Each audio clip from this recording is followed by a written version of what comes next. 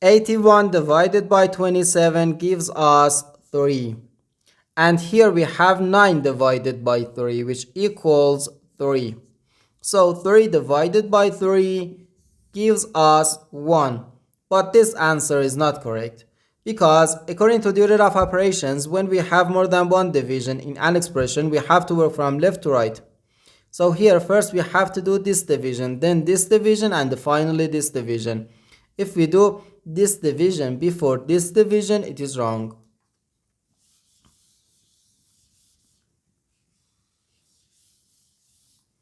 So first we have to do this division. 81 divided by 27, which equals 3.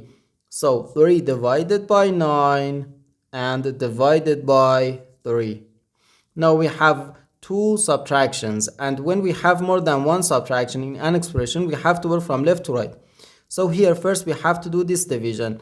3 divided by 9 can be written as 3 over 9, then divided by 3.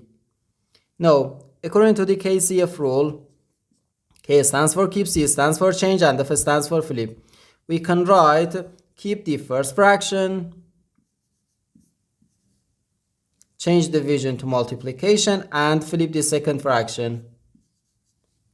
So 3 over 9 times 1 over 3. We can easily cancel this 3 and this 3. So here we have just 1 over 9. And this is our final answer to this problem. The correct answer is 1 over 9.